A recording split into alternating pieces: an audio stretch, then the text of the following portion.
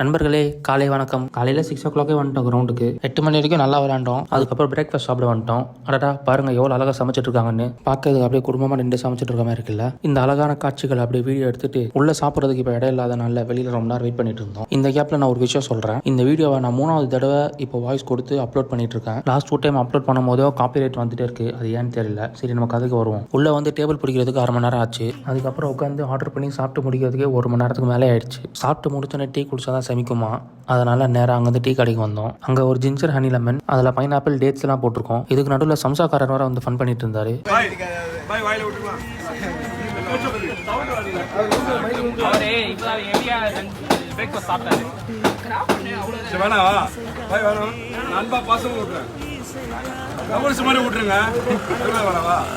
எவ்வளோ பாசமாக விட்னாலும் வேணான்னு சொல்கிறாரு. ஏன்னா இதுக்கு முன்னாடி சாப்பிட்ட பிரேக்ஃபாஸ்ட் அந்த மாதிரி. அதுக்கப்புறம் போய் தூங்கினவ தான் ஈவினிங் தான் எழுந்திரிச்சேன். ஈவினிங் எக்மோருக்கு ஒரு வேலையாக வந்தேன். அப்போ தான் இந்த சிட்டி ஸ்கொயரை பார்த்தேன். இது ஓஜி ஸ்பாட் நண்பர்களே. ஒரு 8 வருஷத்துக்கு முன்னாடி காலேஜ் படிச்சிருக்கும் போது அடிக்கடி இந்த ஸ்பாட்டுக்கு வருவது உண்டு. அதோட இப்போ தான் வர ரொம்ப வருஷம் கழிச்சு சில டிஷ்லாம் வாங்கி சாப்பிட்டேன். அதில் இந்த அவில் மில்க்கும் சிக்கன் கிளப் சாண்ட்விச்சும் மஸ்ட் ட்ரை. அப்புறம் சாப்பிட்டு பொறுமையாக வீட்டுக்கு போய் சேர்ந்துட்டேன் நண்பர்களே.